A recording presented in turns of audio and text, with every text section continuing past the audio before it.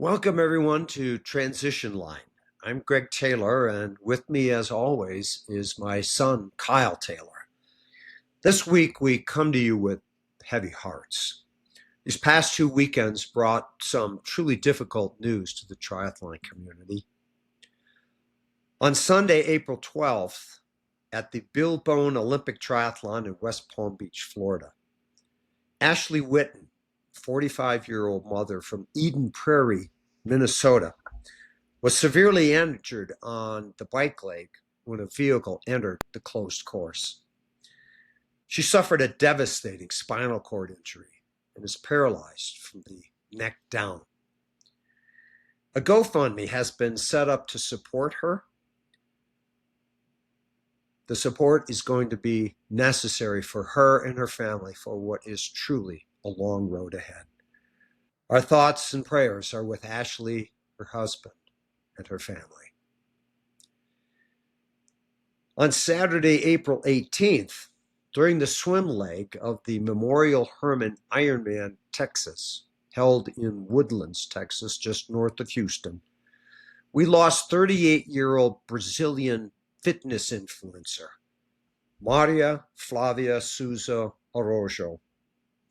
She had completed at least 9 prior Ironman events, including 70.3 races and Ironman distance races, including the Hawaii Ironman in 2023.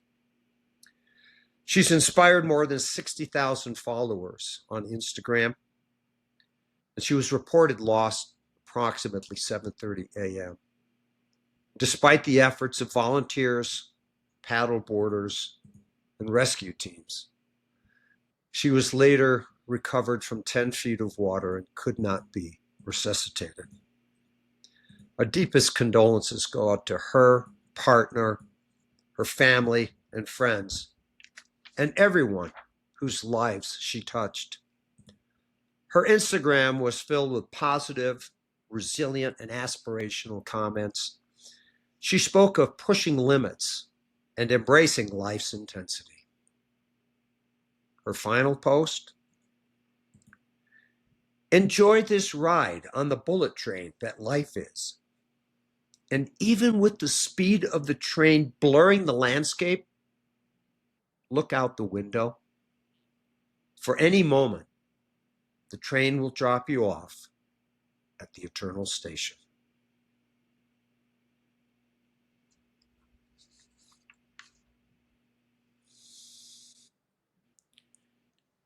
It's tough when the community around triathlon has to process tragic events, and there are a huge number of people out there who have been impacted by these, and like my dad said, our heart just goes out to those folks. We'll link the GoFundMe in the show description below. There's nothing that we can say that will make it anything less of a tragedy, but we do offer our deepest condolences and our sympathies and our thoughts and prayers. Yeah, they're really. I briefly want to touch on the response that we've seen. Online, we've seen an outpouring of support and wonderful, compassionate things said about her.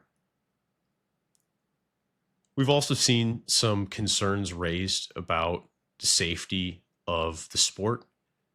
And Dad, I know that's something that we're going to talk about later. And I think that your 4 decades of experience can help bring some context to the overall safety of the sport. I think there's some people asking questions that are valid to wonder about that we can maybe help with. I do think, as with many things, tragic and otherwise, there's folks that are saying some really ugly things about all of this on the internet. And if there's anyone out there in the community that is grieving this incident and is finding commentary online that's distasteful, we would just encourage you not to engage with that. Block it, move on, There's no need to feed the trolls on something like this. Don't spend your energy with it. Really focus your time and your energy on this individual or these folks who had really meaningful impacts to their lives, and focus on the positivity, focus on supporting the GoFundMe if you can. um, we're going to try later in the episode to address some of the real safety concerns while not giving any oxygen to the trolls online. And with that, let's transition to some of the news around triathlon. Of course, we've had big race results since last we spoke, Dad. Going into Ironman Texas was our last show, and you were very excited to see Christian Blumenthal go out and perform, and you got what you expected. Tell me about the race. Well, everyone's talking about Christian Blumenfeld, but I think that the most amazing results are the age groupers. And I want to talk about them because we're the ones that make up the sport. Ironman has a new age graded system that adjusts the times. So I want to talk about the top 3 males and top 3 females overall. In first place, Patrice Brezindi from Canada. He's in the 55 to 59 age group. His actual time, 9:24. His age-adjusted time, 8:09:04. Second place, Frode Jørmsted from Norway, 50 to 54. Actual time, 9:03:57. His age-adjusted time, 8:09:40.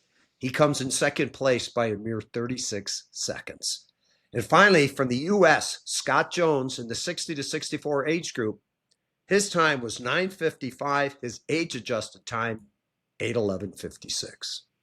For the women, we have Kayla Patterson from Canada, 50 to 54 age group. Her age-adjusted time, 8:49:42. In the 35 to 39 age group from America, Kayla Pokony, she went 9:06, and her age-adjusted time, 9 hours, spot on. And Jana Richtova from the Czech Republic, 45 to 49, her age-adjusted time, 9:13:34. So there you have your fastest 3 male age groupers and your fastest 3 female age groupers. But the age-adjusted does something unique that I just want to point this out. The way that they've decided to distribute the age group slots this year is totally different. In the past, they were just simply divided by how many people showed up in each age group. They've decided that after the age group winners are awarded a slot, which can drop down to third place, all the remaining slots are put together into this age group award slot. And what that means is that people in age groups that previously would have received only 1 slot, now, if there are competitive athletes, they might get 2 or even 3 slots. So I brought up some examples. Kurt Madden from the United States, he's in the 70 to 74 age group. He went 12:05. His age-adjusted time, 8:18. Now, if someone had been just behind him in that age group, and I can tell you from experience, there's only ever been 1 slot. If someone were right behind him, that person would have gotten an age group slot. Specifically, if we look at the women in the 55 to 59 age group, Nada Prouty, her age-adjusted time, 9:19. She was the 5th age group woman overall. The 11th age group woman overall, Mary Tobiasen from the United States, her age-adjusted time, 9:38. And the final person in the 55 to 59 age group, at the 3rd place, she was 13th overall in the age groupers. Sandrine Zadotti, she was 9:44. So here's an age group that would normally only have 1 slot. 3 of those women now have an opportunity.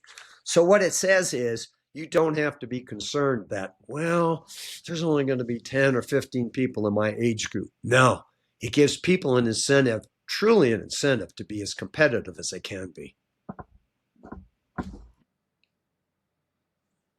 Yeah, it's neat to see that change. And I think that's really going to potentially kind of widen the aperture for amateurs out there being interested in getting into the sport, in taking a swing at this. Because ultimately, if your goal, if your mission is, hey, I want to do triathlon, I want to do Ironman, I want to try getting to Kona someday. If you can go into that knowing I don't necessarily have to be beating my arch rival. I have to be competing against my arch rival. I have to be staying right on their heels. And I can be a competitive second and still go live out my dream. That means there's more people who can aspire to that greatness. And I think that's overall great for the growth of the sport, because the more people can see themselves achieving their dream, the more people are going to take that first step, that first step on their marathon. Boy, I agree with you, because I know as I aged up, there's one slot you have to win your age group to get that slot. There's another unique mathematical thing that happens. The way they've divided the age group slots, if we look back at Texas, about 20% of the field was women. I think it was like 19%. And yet, in terms of age group slots overall, 28% go to the women. If you have a race where there's only 40 slots, which is a number for most of the Ironman races, up to 37% of the age group slots will go for women. And I think that will do nothing but improve the sport, because it tells women you don't have to not do an Ironman because there's not enough slots. If Kona is your choice and that's where you want to go and that's your dream, this has made it much more realistic that you can get there. And I just kudos to Ironman for doing that. Some awesome stuff there in the age group race, Dad. Great to hear all of that. How about the pro race? Did you want to talk about Christian Blumenfeld? Oh, we have to talk about Christian Blumenfeld. But in order to get some perspective, let's go back 2 years. 2 years ago, Patrick Longa won Ironman Texas. His time was 7 hours, 44 minutes. That's important because Patrick had already won Kona twice, and in 2024 would go on to win Kona again. Then in 2025, something happened. A guy named Christian Blumenfeld showed up. He ran a 2:34 marathon. His total time, 7 hours, 24 minutes.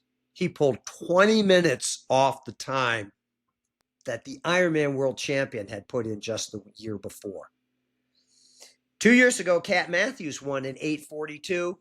Last year, she dropped the time, 8:10. It's important to recognize that when Paula Newby-Fraser decades ago first went under 9 hours, people were shocked. Kat Matthews is approaching the 8-hour mark. Taylor Knibb was second last year. She went 8:20. This year, Christian Blumenfeld got off the bike. He was a few minutes down. And once you see him running, you know he's going to catch everybody. Kyle, can you cue up that quick video? Shout out to 4-Star Endurance for this video of Christian Blumenfeld running. He's on his way to a 2:30 marathon. That's 5:43 per mile. For those of you who may have run a 10K, he ran back-to-back 4 10Ks at 35:27 pace. His time, 7:21:24. Now, that's only a few seconds off of a world record he set in Cozumel, but Cozumel had a current-assisted swim. So really, this is a true world record. It's not just a course record. It's a world record. But perhaps even more shocking is how close the podium was. Second place, Martin Van Riel, he's only a minute and a half back. Third place, Casper Stornes, the guy who ran a 2:29 marathon in Nice last year, he's 7:23:50. You could throw a blanket over the top 3 males. And what that tells to all of the other triathletes is that basically there is a new paradigm. And the paradigm is fast, really fast. You look at the chart here. Yeah, you can see in the data just how fast everyone was this year.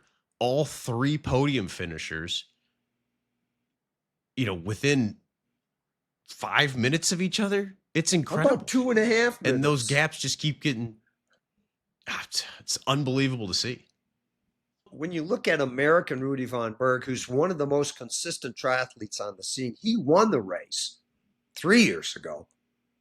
He went 7:29, so he's still pulling a vast amount of time off of his performance. But 7:29, that was good for fifth place. The sport is changing dramatically, but not just for the men. We mentioned that last year, Kat Matthews went 8:10, pushing the 8-hour barrier. Well, this year, Solveig Lovseth, she got out of the water about 3 minutes behind Taylor Knibb.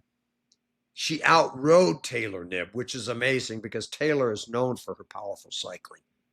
And then Solveig ran a 2:49 marathon.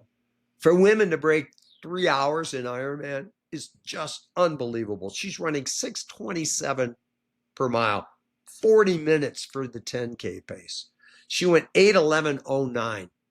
Taylor Knibb just a couple minutes behind at 8:14.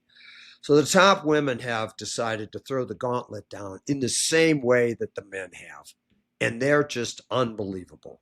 It's the speed that they're moving. It's difficult to even understand. Really, really impressive efforts. Really, really cool race to see. I know there were a lot of storylines deeper than just the results, Dad. You teased me with a couple. Tell me about what happened with Kat Matthews on the bike. Kat Matthews got a puncture, but she didn't get just a puncture. She got a giant tear in the sidewall of her tire. Now, there are support vehicles out on the course that are doing their best to provide support. But in this case, let's bring up that video of Kat as she pulled over looking for support. Here's the puncture itself. You can see that's a serious gash going on. So apparently they actually put something behind the puncture and then tried to reinflate it, but decided that that would be unsafe. And I have to agree with them.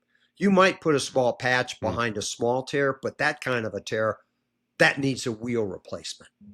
Now here we see her pulling over to the side of the road. And it's important to notice that immediately there's an Ironman support vehicle, an SUV right behind her. And the saddest part is they didn't have any wheels or didn't have any toolkits. She waited over 20 minutes on the road. Now, it's not straightforward to just hand someone a wheel. All the pros use disc wheels or disc brakes, and those discs come in 2 diameters. So you'd have to have 2 different diameter disc wheel brakes or disc wheels, and then they have 11 speed or 12 speed. So really, if you're going to replace a rear tire, which is what she punctured, you would need 4 different wheels to be able to provide the pro field with what they needed. For the front tire, you would just need 2 different wheels, one with the smaller diameter disc and one with the larger diameter disc.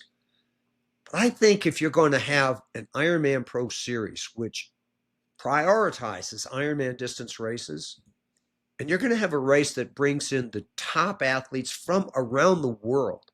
We had people from Australia, people from New Zealand, people from England, people from Europe. If they're coming to race here, it would seem that we could do a better job, not just for the athletes, but for the spectators and the fans, by providing them with support that would leave them on the side of the road no more than a couple of minutes. That might require 2 motos to chase the men and 2 motos to chase the woman, each of them with enough wheels to perhaps address 2 flat tires. But that would, I think, really bring up the professionalism that we should expect in this sport. Now, Dad, one question here, because I know in major cycling, you see that the athletes are on teams and there's like a team chase vehicle, it's usually got a sponsor on it. But in triathlon, it's real different, right? There's no team Kat Matthews out there with another bike or wheels for her, right? No, you're spot on. There are team cars with bikes and wheels chasing their team throughout the Tour de France or any other major cycling event. In triathlon, outside assistance is prohibited. So the only assistance that you can receive is assistance from official Ironman support or from another athlete if that support does not prevent that athlete from finishing the race. So if someone had stopped and given Cat Matthews their wheel, Cat Matthews could continue, but then that athlete would not be able to finish because they have a flat tire. So that would be illegal. However, athletes can provide support to other athletes. And many years ago in Kona, Chrissy Wellington, who eventually went on to win that race, was on the side of the road with a flat tire. And someone gave her a spare CO2 cartridge, and that was allowed. So assistance that doesn't prevent the individual from winning or finishing the race is allowed. Interesting. Okay, so she really did. It was dramatically impactful to her race to have to wait longer for a wheel, and it'll be interesting to see how Ironman tries to solve that in the future. Yeah, and the sad part is that Cat Matthews was heading for a repeat victory in the Ironman Pro Series. And knowing now that Ironman races are given much more priority versus the 70.3 races, she has to try to redesign or restructure her entire race season if she's going to go after the Pro Series. An interesting challenge of that series. We'll say that how that plays out throughout the season. Was there anybody else you wanted to talk about when it comes to the pro race in Texas, Dad? You had mentioned somebody who had a fast run, but not quite top 10 overall finish.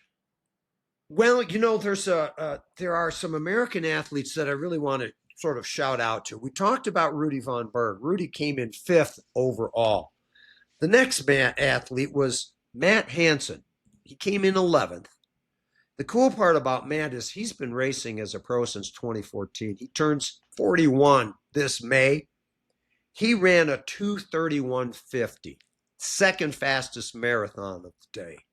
That's just staggeringly fast. His overall time, 7:34. Just like Rudy von Berg, Matt's time at this race has been getting faster over the years, just not getting faster enough compared to how much faster the fast guys are going fast. Wow. Shout out to the Americans. Way to represent, guys. Awesome to hear about it. Let's spin out of America now. There was a whole nother Ironman South Africa. Anything you want to shout out there, Dad? There is. There's a guy who's been racing as a pro for several years. He came in 3rd here in Texas back 3 years ago, just 21 seconds off winning the race. Matthew Marquardt. He set a course record in South Africa. He ran 2:39, which everyone has to understand. That's just staggeringly fast after you ride 112 miles. He set a course record 7:42. And Matthew Marquardt is,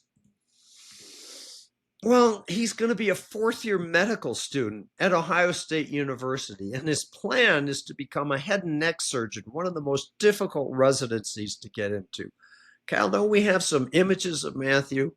He's basically an Avenger at this point. We should cast this guy. He's a doctor. He's a world-class triathlete. The jawline speaks for itself, I think. You almost want to dislike the guy, but props to you, Matthew. Well done showing up and crushing that race.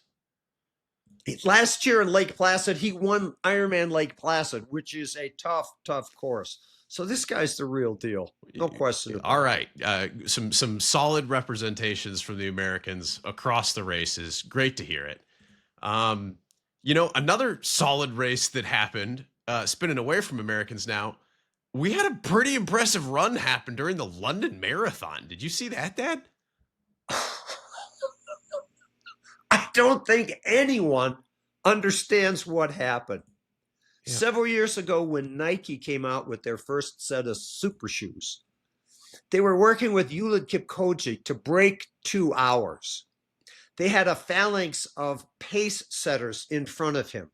They had a laser that would flash on the road in front of him to let him know what pace.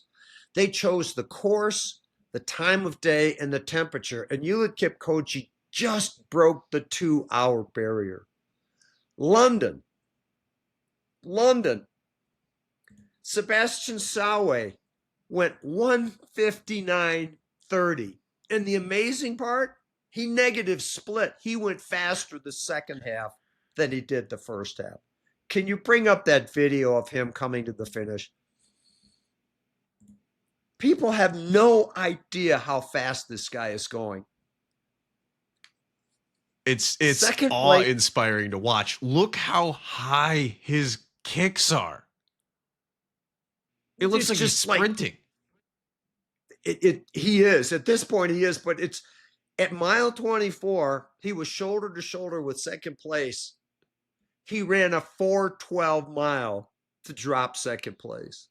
I'm sorry. I think we must have had a technical issue there. It almost sounded like you said he ran a 4-minute and 12-second mile.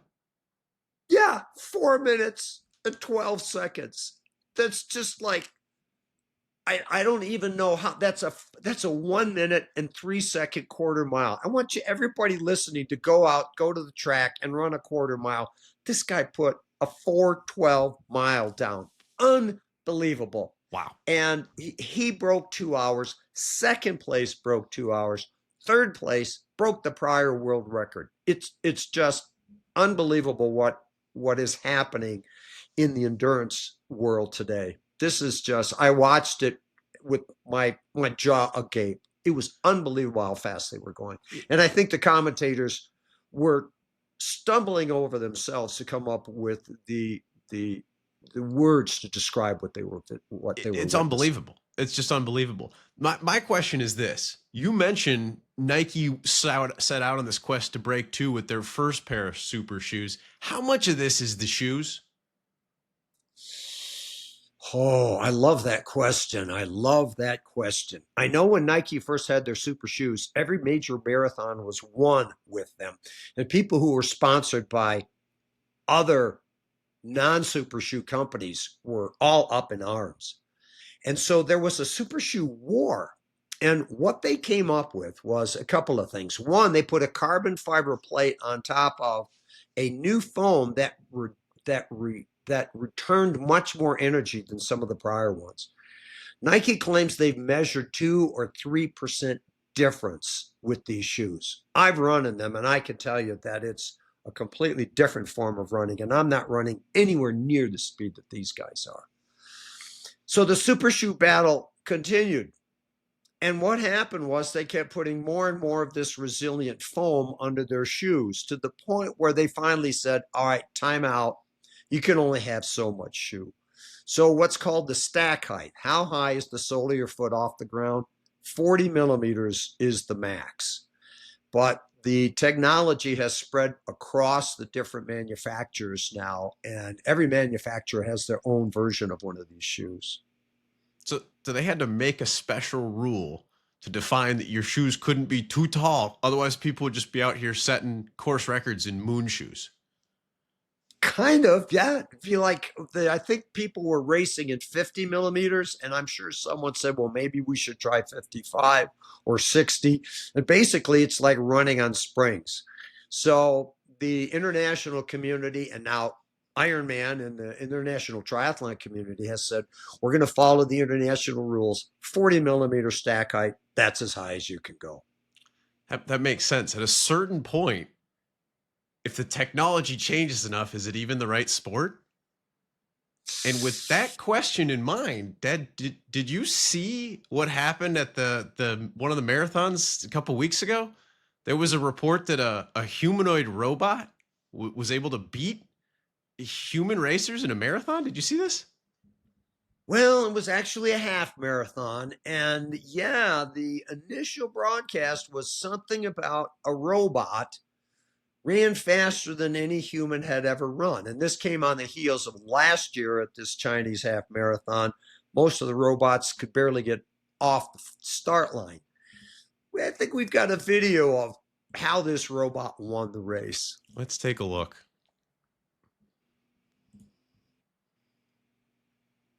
That is terrifyingly quick. I am instantly thinking about Terminator. I'll be back. He's got quick little steps. It's a funny gait. Oh, he's taking a hard left. Wait. Oh, Straight into the bear. He's down. He's down.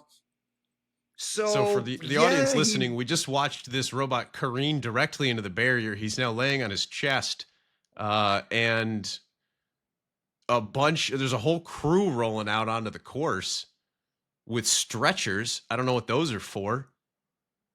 They're rolling him over. They must pick him back up here. yep. Pick him up. I don't know. Did they reboot him? Put in a new batter? Who knows what happens?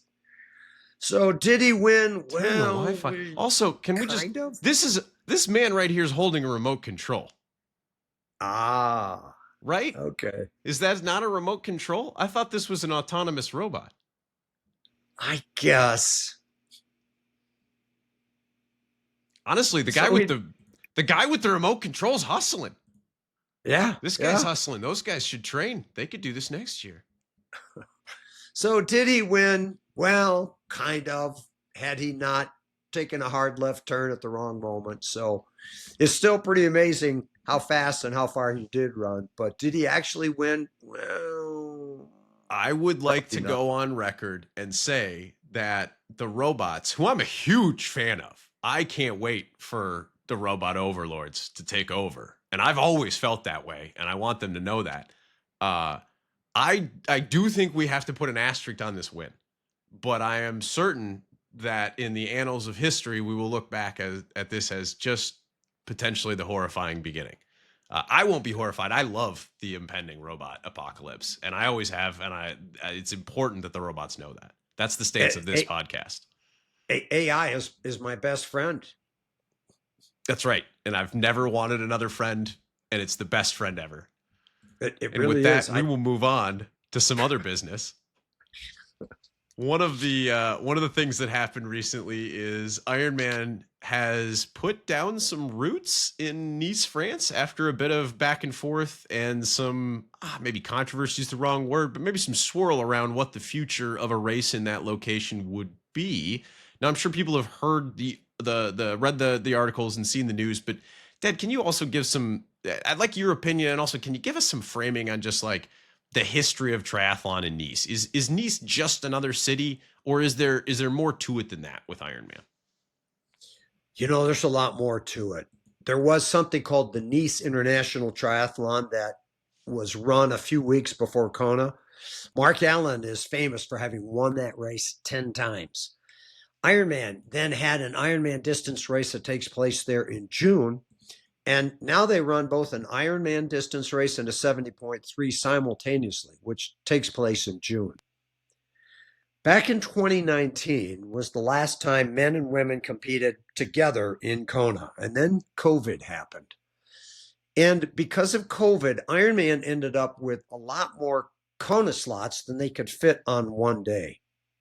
So in 2022, Ironman attempted to have what actually did have a 2-day event in Kona. Thursday, the women raced with some of the older age groups, and on Saturday, the men raced. This 2-day event, with the fact that Friday pretty much took over the town, was just too much for the small town of Kona. So Ironman made the decision to have a separate women's race and a separate men's race. So they would have the women race in Kona and the men Ironman World Championship in Nice. And the next year, they would switch those two. And then this past year, the women again raced in Kona and the men raced in Nice.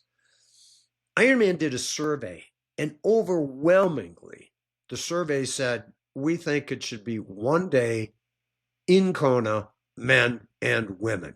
And so that's what Ironman has moved to. And they decided that they loved the event and they loved the location in Nice so much. And you have to remember, they're swimming in the Mediterranean. You're going to ride in the mountains outside of Nice. And then the run takes place right on the coast. Beautiful, beautiful venue. And so they had an agreement with Nice that in 2026 and in 2028, they would bring the 70.3 World Championships there. And that was all set until March when, let me read his name here, Eric Ciotti won the mayoral election in March of 2026. Then on April 23rd, 2026, the new mayor announced that the city was no longer going to subsidize these major international events. And it affected Ironman, and it affected something called the UTMB, which was a series of mountain trail races through which you would qualify to do the grand finale in and around Mont Blanc. Well, within 24 to 48 hours, negotiations resolved it, and Ironman has decided to absorb that 1.6 million euro cost.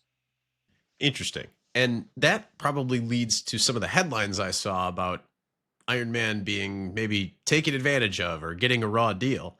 But as I look at it, it sounds like Iron Man has now really found a spot, at least for a couple of years, for one of its most important races. And if this was a couple of million euros, I think Iron Man, who's like a $700 million company with aspirations to grow exponentially from there, I think they're probably pretty happy to pay couple $1 million as a sort of a tax, and really it's not even a tax because it's going to be funding the community. It's going to make Nice a better place while they're there. I mean, it's a real expense. It's a reasonable thing to ask for. I think they're happy to pay it, and if anything, it's good PR for them. Yeah, the happy part, I'm not sure. They probably were a bit caught off guard. I think the question becomes, well, how much money does Ironman bring into this community, and is it appropriate for the mayor to balk at spending that? So there are some statistics that say in 2019, when the 70.3 World Championships were held in Nice, they brought in something like 22.5 million euros. And between the 70.3 World Championships and the 2023 World Championships, the estimate is something like 50 million euros. So the question it's like, well, you're going to tell Ironman we're not funding this anymore? And so the new mayor has said, look, he ran on being a fiscal hawk. Okay. And this was sort of low hanging fruit. He's also including 33 million euros cuts by a property tax reduction. And the 1.6 million subsidy, his comment was that the disruptions associated with the race outweigh the benefits for the residents. And he said that hundreds of law agents are required to man the course, and it disrupts traffic and commerce to the city center. You have to remember that this 70.3 will be a 2-day event. 6,000 athletes are going to be there. Mm. And he argued that these expenses were not indispensable, nor were they justified, the money that he spent. And his comment is that, you know what?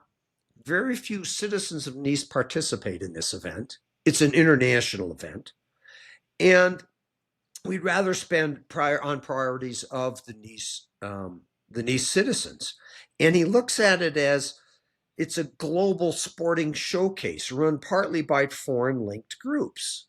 And, he's looking out, I think, for the citizens. So bottom line, whatever politics he's playing and however you feel about it, he just saved the citizens 1.6 million euros. Ironman will now have to decide if Nice, France is where they want to go in 2028, because they've got the Ironman 70.3 World Championship scheduled for 2026 in Nice.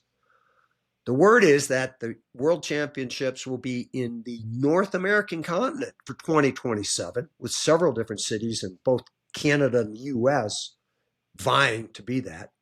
Then in 2028, they'll be going back to Nice.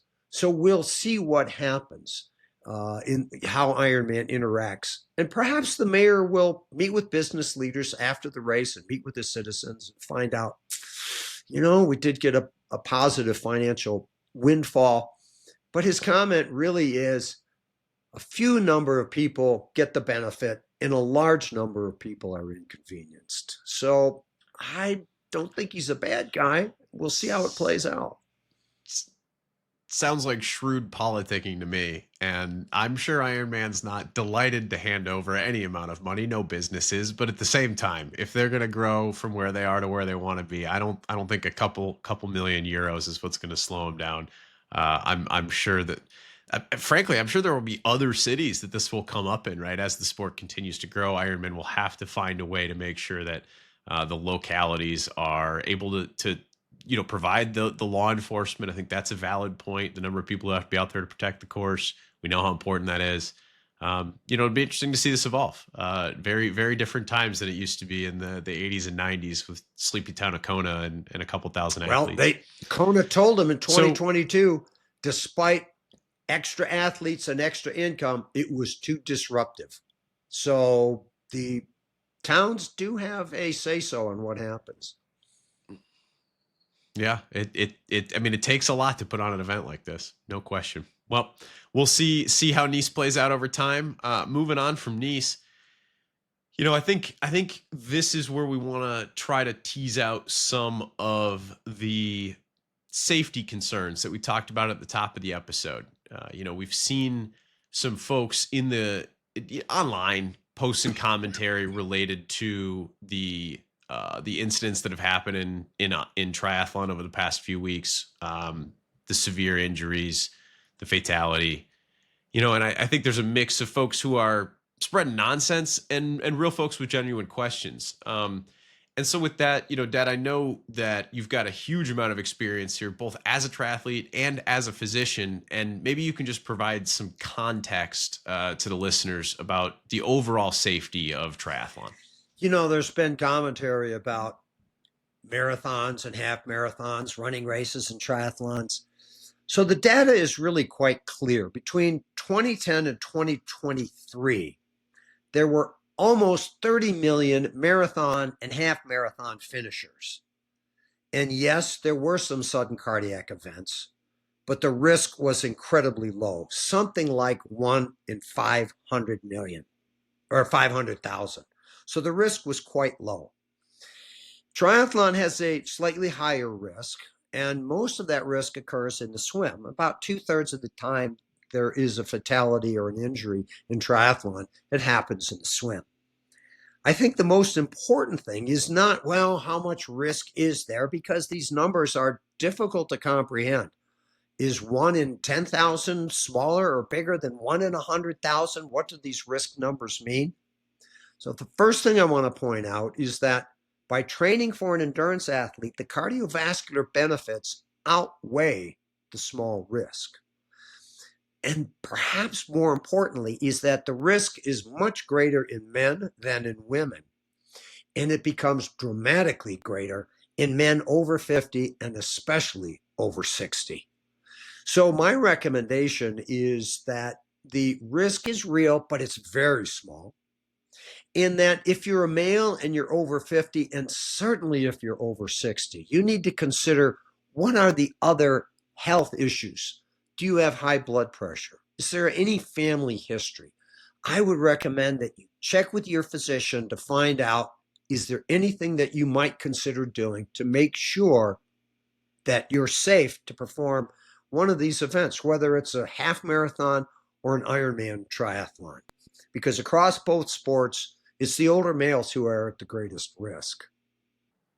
That's really helpful context for listeners to understand. Like many things in life, our listeners will need to consult their individual physicians to make sure that there aren't additional risks that they should consider for themselves. But overall, what I heard you say is that the benefits from training for an endurance event like a triathlon will make you healthy, and those benefits outweigh the small risk that is also incumbent with endurance events. So yes, there's some risk, but in aggregate, overall, on average, more people are healthier for having done this sport than they are risking anything by doing the sport. That's a good way of putting it. And in fact, what we can talk about in a later podcast is how much training is healthy. Is there a point where too much training is unhealthy? And that's a topic for another conversation. But fundamentally, if you're training for an Ironman, health benefits outweigh the tiny risk. That's fantastic. Maybe we can give our listeners a couple of examples of some common sense things to do to stay safe while they're out there racing. Over your 200 plus triathlons, I'm sure you've got a couple of tips that you can share. Let's talk about first the swim, because that is where the majority of these events occur. Let's first talk about cold water swim. When you jump into that cold water, it can be incredibly shocking. So my first recommendation is that you carry with you a bottle of, well, ice cold water. And just before you get in the water, pour the water down your wetsuit, front and back. It will be quite shocking, but it'll prepare you for the shock that the cold water will provide you. And there's always a trash can right near the start. So you want to carry a bottle of cold water with you in those races where you're going to be wearing a wetsuit. Now, if the water is particularly cold, say it's somewhere around 60 degrees, it's important to remember that your carotid arteries are just a millimeter or two beneath the skin. And when those carotid arteries suddenly hit 60-degree water, you got to remember that at that point, 20% of your blood flow is going to your brain. And those carotid arteries are going to be screaming to your brain, Houston, we've got a problem. And it can lead to sort of a panicky situation. Now, some people have said, well, wear 2 swim caps or even a neoprene swim cap. I'll tell you what has made a dramatic difference for me. I use a diver's hood. This diver's hood seals your face so the water doesn't come around your head. And you'll notice it covers down here. It covers your carotid arteries. This effectively makes the water feel 10 degrees warmer and provides you with a dramatic improvement in your ability to tolerate the cold water. Now, if you get into the cold water and you suddenly feel you're panicked, you can't breathe, and you're wearing a wetsuit, all you have to do is turn over on your back. Your wetsuit will allow you to float. You can wave your hands, and one of the support people in the water will come over to assist you. So that's what I recommend for cold water starts. Now, warm water is a little bit different because the Ironman rules prohibit wetsuits for age groupers above 76.1 degrees. But there's a caveat to that rule. And that caveat is you cannot wear a wetsuit if the temperature is over 76.1 if you're chasing a Kona slot or overall age group awards. Kyle, can you bring up that video again from 4-Star Endurance that shows the swim start at Ironman Texas? What I want people to notice here is that most of the people here don't have a wetsuit on. Those are the ones who are probably going to be the faster swimmers. But as we move to the back of the field, you'll notice that a large number of people, and my estimate is that over half the field, are actually wearing wetsuits. So these people are aware of the rule that says, look, wetsuits are okay for you if all you're doing here is you want to finish and experience Ironman. Now, above about 83.5 degrees, they say no one can wear them. And I can tell you, you will overheat if you wear a wetsuit above that. But that temperature is pretty uncommon. So if it's a non-wetsuit swim, you have to think about whether you're going to compete for age group awards or whether you're there for the overall experience. And if it's the overall experience, go ahead and put on a wetsuit. It'll make you much more comfortable in the swim, and it won't impact your overall outcome of the race. Those are some great tips to offer our listeners, Dad, especially with the cold swim start. I think that idea of getting the shock on land for the first time instead of as they jump into water is critical. And the bit with the dive hood, I mean, that's the kind of thing that people would have to do a few races before they might learn. So that's a nice nugget of wisdom to share. And I know one pro triathlete who had to drop out because the water was too cold, and that hood would have saved him. That's a lesson learned. How about beyond the swim? Anything on the bike or the run that folks should think about while they're out there to help make sure that they stay safe? Well, the first thing on the bike is to make sure that your bike is secure and safe. Your handlebars are tight, the seat's not going to fall, your tires are in good shape. But once you're out on the course, even though most intersections, if not all intersections, will be controlled by a police officer, take the time to look up, maybe even sit up and look left, look right, and make sure that traffic is controlled. So that's really up to the individual athlete. And I know there's a temptation to be head down, as aerodynamic and as fast as possible, especially if you're coming downhill into an intersection. But I'm here to tell you, it hasn't occurred to me that someone entered, but I'm always on the lookout. Look left, look right, look for traffic first. This is not the Tour de France. And even in the Tour de France, things enter the course. So it really does help you in that regard. It keeps you just that extra bit safer. Then if we look at the run is primarily the safety issues become when the temperature is very high and or the race is very long. There are too many instances where athletes needed emergency services, not just an IV, but emergency services and treatment after performing an Ironman or doing an Ironman when it's hot. And so keep an eye on yourself. Look at how are you feeling? Ask yourself, do I need water? Do I need glucose? Do I need sodium? And there is no shame in deciding that I can't finish this race. It's not worth pursuing. And I can remember an event in Racine, Wisconsin. I think I finished the first lap of the run and I bailed after the second one. It was well over 100 degrees, and I'm so glad that I did. My two partners, they finished the race, and the whole way home, all they said was, I should have dropped out. So in the run, pay attention. Make sure. If you look back at the video of last year's Ironman in Hawaii, and you look at what happened to Taylor Knibb and Lucy Charles Barkley, these are consummate professional women. And yet the race got out of hand for them, and both of them ended up dropping.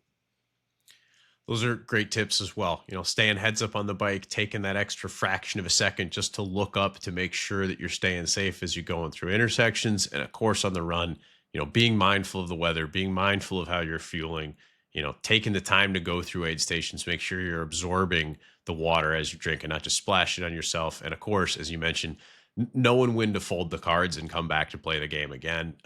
That's an important thought as well. Great. I want to touch one more point on the bike. Some of the bike courses have rather substantial downhills, and you really need to understand what your capability is. How comfortable are you going at high speed? And that speed is going to be different for different people. The fastest I've ever gone was about 51 miles an hour. And the only reason I allowed myself to go that fast was it was a straight road and I could see that it flattened out. Had there been a curve up ahead and I couldn't see, I would have slowed down dramatically. So look at the course. How curvy is it? How steep are the downhills? And ride in control. It's simply not worth a catastrophic fall to gain a few seconds.